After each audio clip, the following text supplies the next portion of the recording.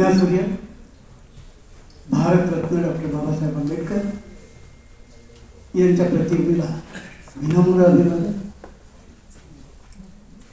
समता दलाच्या निष्ठेने उभारलेल्या या ध्वजालाही सलामी.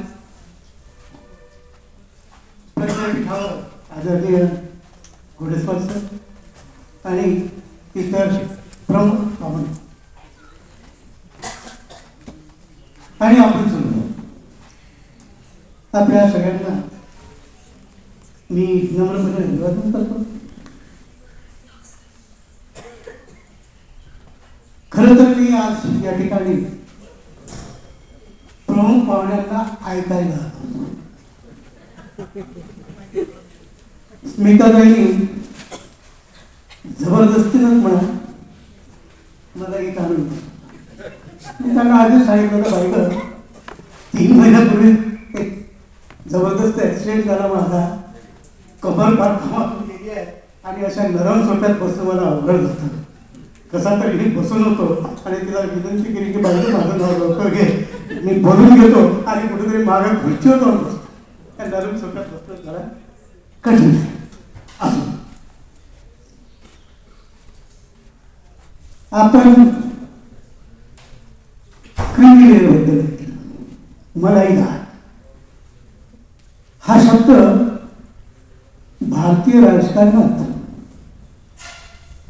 आणि समाजातही मोठा लोकप्रिय, त्याच्यावर एक व्यापक अर्थही आहे. ते नंतर सांगेल. प्रथम आपण हे बघू की ॲडव्होकेट स्मिताताईंनी सांगितल्याप्रमाणे 2004 मध्ये 5 सदस्यीय खंडपीठाने, सुप्रीम कोर्टाच्या खंडपीठाने अशा तऱ्हेचं 341 कलमांतर्गत अनुसूचित जातीचं वर्गीकरण करणं योग्य नाही, उचित नाही, शक्य नाही. 20 वर्षात काय फरक पडला? 2004 आणि 2024, 1 ऑगस्ट 2024 सुप्रीम कोर्टाचं 7 सदस्यांचं खंडपीठ 5 सदस्यीय खंडपीठाचं मत खोडून काढतं आणि सांगतं की 341 अंतर्गत आम्ही उपवर्गीकरण करणारच आणि त्याला केंद्र सरकारातलं बीजेपी सरकार त्याला समर्थन देतं. केवळ समर्थन देत नाही तर सर्व राज्यांना अधिसूचित करतं की जितक्या लवकर शक्य होईल तितक्या लवकर या वर्गीकरणाची अंमलबजावणी आपापल्या राज्यस्तरावर केली पाहिजे. आदरणीय घोडेस्वार सर आणखी जे उपस्थित सन्माननीय वक्ते या ठिकाणी आहेत ते आपल्याला 341 कलमाबद्दल सविस्तर सांगते. मी त्या खोलात जात नाही, परंतु आपल्याला हे सांगणं मला गरजेचं वाटतं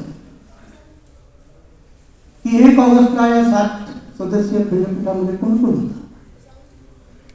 तर तत्कालीन सर्वोच्च न्यायालयाचे न्यायमूर्ती DY चंद्रचूड साहेब, न्यायमूर्ती विक्रमनाथ,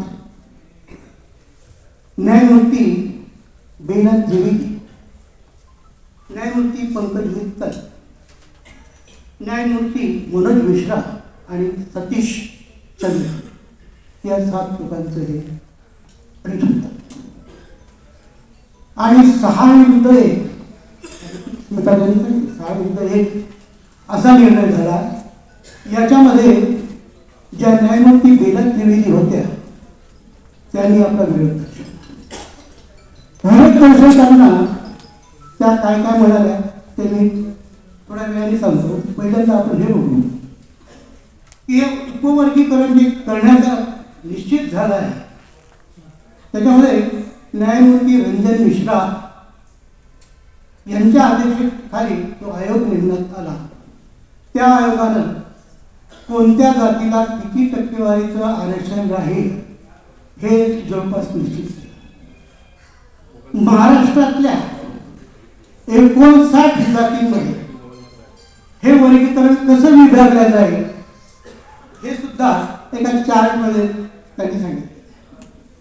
त्याच्यामध्ये ज्या काही जात समूह आहेत त्याच्या प्रमुख जाती ज्या आहेत महाराष्ट्रात, महार कम्युनिटी, मातंग कम्युनिटी, चांभार कम्युनिटी आणि या 3 जातीशिवाय उरलेल्या ज्या 56 जाती आहेत, 59 जातीपैकी या 3 जाती सोडल्या तर उरलेल्या ज्या 56 जाती आहेत त्यांचं टक्केवारीनुसार प्रमाण कसं आहे तर महार कम्युनिटीला 8% आरक्षण, मातंग समाजाला 2.5%, चांभार कम्युनिटीला हे सगळं लोकसंख्येच्या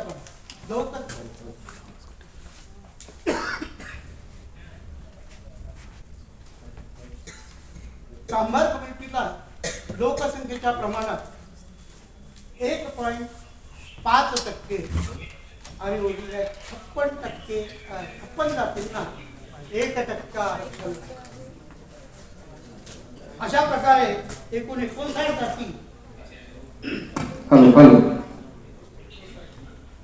एकूण 59 जाती त्यांची जवळपास लोकसंख्या येते 1,28,66,078. 100% आरक्षण मी आता तुम्हाला सांगितलं 13% आणि त्याची टक्केवारी सांगितली कशी. आता पुन्हा मगाच्या मुद्द्यावर येतो की न्यायमूर्ती बेला त्रिवेदीने विरोध कशासाठी. त्यांचं म्हणणं की कलम 341 अंतर्गत असलेल्या अनुसूचित जातीच्या यादीमध्ये राज्यांना बदल करता येणार नाही.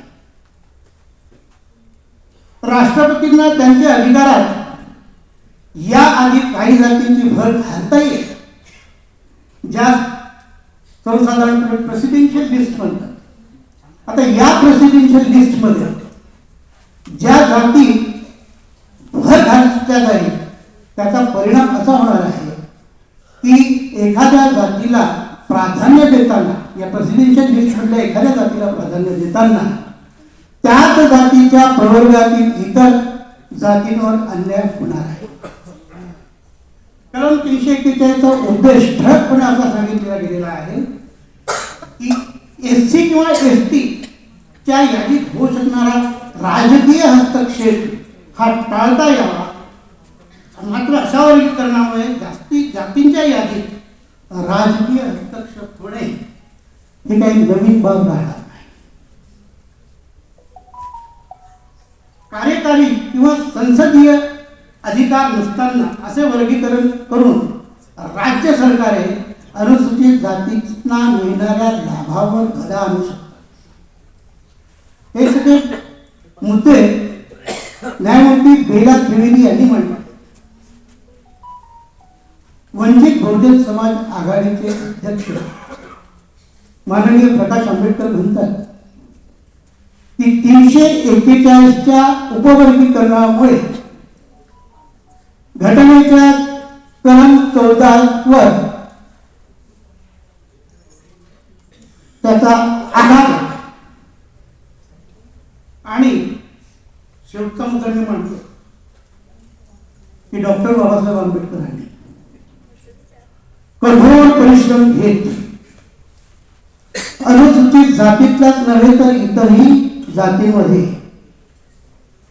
त्यांना एकत्र आणून समाजाची जी गाठ बांधली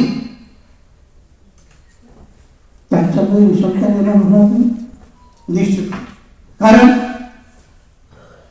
उपवर्गीकरणामुळे जे जे गट निर्माण होतील त्या प्रत्येक गटात एक एक नेता उभा राहणार आहे, एक एक नेता निर्माण होणार आहे आणि हा नेता स्वतःच्या स्वार्थाकरिता प्रस्थापित पक्षांची म्हणून, म्हणजे आतापर्यंत आपल्या रिपब्लिकन पक्षाच्या नेत्यांनी जे केलं त्याची पुन्हा पुनरावृत्ती होत राहणार आहे. याचा राजकीय फायदा प्रस्थापित राजकीय पक्ष घेतल्याशिवाय राहणार नाही आणि तुम्ही आम्ही जिथे आहोत तिथेच राहणार. विठ्ठलजींनी अतिशय सुंदर 4 ओळी आपल्या तमाम मागासवर्गीय जनतेचं भविष्य कसं आहे ते 4 ओळीत सांगितलं. मी पुन्हा रिपीट करत नाही. मला ॲडव्होकेट स्मिताताईंनी बोलवतानाच सांगितलं होतं की सर मी आपल्याला 5 मिनिटं देणार आहे. मला वाटतं 5 मिनिटांपेक्षा अधिक झालेले आहे. मी थांबतो. जय भीम जय भारत.